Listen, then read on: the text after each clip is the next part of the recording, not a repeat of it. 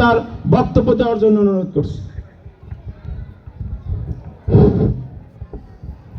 প্রিয় এনায়েতনগর ইউনিয়নবাসী, আসসালামু আলাইকুম। 1971 সালের 10 ডিসেম্বর মাদারীপুর স্বাধীনতা শেষ যুদ্ধ হয় সমাদ্দার রণাঙ্গনে, যেখানে আমার ভাইয়ের রক্তেই অর্জিত হয় মাদারীপুর স্বাধীনতা। আমাদের বংশের, আমরা শরীফ বংশ, আমাদের বংশ সবাই আওয়ামী লীগ করে, শুধু এক্সেপ্ট আমি ছাত্র যুবতীর শিবিরে প্রবেশ করি। তখন আমাকে সবাই ঘিরে ধরে, হকি স্টিক নিয়ে আমার চাচারা বলে যে তুই শিবির ছাড়বি।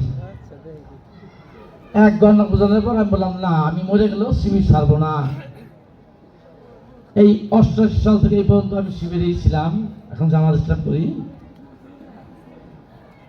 আমাদের বাড়ির এখন সবাই প্রায় পলাতক, আমার অনেকেই পলাতক। আওয়ামী লীগের বড় বড় পদে ছিল, কেউ ভাইস চেয়ারম্যানও ছিল উপজেলা। এখন এই আওয়ামী লীগের 17 বছর শুধু চেতনার ব্যবসা করেই ক্ষান্ত হয়নি। এই আওয়ামী লীগ যতবারই ক্ষমতা আসছে ততবারই আমার জেল খাটতে হয়েছে। এই হাসিনা সরকারের আমলে আমার 2বার জেল খাটা লাগছে। তারা মুক্তিযুদ্ধের কথা বলে, আমার ভাইয়ের কবরে ফুল দেয়, কিন্তু আমার চলার পথে তারা কাটা বিছায়। আওয়ামী লীগ এমন একটা জঘন্য সংগঠন যে সংগঠনকে 17 বছর জনগণের ভোট ছাড়াইতে রাষ্ট্রীয় ক্ষমতা দখল করেছিল। আজ আমাদের ছাত্র জনতা এবং আমাদের দল সর্বসম্মত মিলে এদেশ থেকে তাড়িয়ে দিতে সক্ষম হয়েছি। কিন্তু নতুন আরেকটি দল আমাদের গজিয়ে উঠছে, সে চেতনার ব্যবসায়ী, তারাও চেতনার দাবিদার। এই চেতনার ব্যবসায়ীরাও বিভিন্ন জায়গায় আমাদের এখন হুমকি দামকি দিচ্ছে, ফেসবুকে বিভিন্ন কমেন্ট করছে, পারলে অনেক কিছু করে ফেলাইবে। কিন্তু আমরা স্বাধীনতা যুদ্ধের পর থেকে আজ 55 বছর পেরিয়ে গেল, আমাদের কি দারিদ্রতা কমছে? আমাদের কি শিক্ষার মান বাড়ছে? আমাদের সমাজের মান বাড়ছে? কোনোটাই বাড়ে নাই। আমরা কি অফিসে গেলে ঘুষ না দিয়ে পারি? আমরা থানায় গেলে ঘুষ না দিয়ে পারি? কোনো রিপোর্ট টাকা ছাড়া হয় না। এটার অর্থ স্বাধীনতা না। স্বাধীনতা এমন একটা কিছু যেখানে কোথাও ঘুষ লাগবে না, দারিদ্রতা থাকবে না, মানুষ নির্ভয়ে চলবে, মাদক মুক্ত পরিবেশ থাকবে, মানুষের দরজা খুলে ঘুমায় থাকলেও তার কিছু চুরি হবে না। সংগ্রামী সাথী বন্ধুগণ, আমরা আমাদের প্রতীক দাঁড়িপাল্লা, রফিকুল ইসলাম ভাই, এই দাঁড়িপাল্লাকে আমরা যদি সবাই মিলে বিজয় করি, এবং আমাদের মাদারপুর আছে রিক্সা মার্কা, আমাদের শিবচর আছে সেখানেও রিক্সা মার্কা, আমরা চাচ্ছি যে আমরা সারা বাংলায় ভূমিদস্যু বিজয়ের মাধ্যমে এই ইসলাম বিরোধীদের আমরা একটা বার্তা দিতে চাই। এদেশের প্রতিটা মানুষ ইসলামের পক্ষে আছে, এদেশের মানুষ শান্তি চায়, এদেশের মানুষ শান্তিতে ঘুমাইতে চায়, এদেশের প্রত্যেকটা মানুষের অধিকার আছে তার বেঁচে থাকার।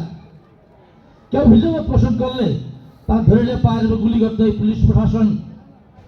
আমাকে বাসার থেকে ধরে নিয়ে কোনো কারণ ছাড়াই আমি থানায়, আমি কালকে যে আসছিলাম একদিন, আমি অটোবাইক শ্রমিক ইউনিয়নের কার্যকর সভাপতি ছিলাম, 52টা গাড়ি থানা থেকে ছাড়াইছি। তখন আমাকে জানতো না যে আমি কে, আমি বললাম শহীদ হচ্ছে ভাই, তখন পুলিশ গাড়ি ছেড়ে দিত, মনে করতো আওয়ামী লীগের বড় বড় নেতা। যখন জানতে পারলো যে আমি জামাত ইসলাম করি, তখন বললো কি পুলিশ 2 গাড়ি পুলিশ আমার বাসায় পাঠা দিত। বাসা গ্রাহ করে বললো যে আপনি থানায় চলেন। কেন? যে আপনি গাড়ি চালাইছেন, হ্যাঁ, আপনি তো সই দেন নাই। এই আমি তো বুঝতে পারছি যে পুলিশ আসা মানে আমাকে কট।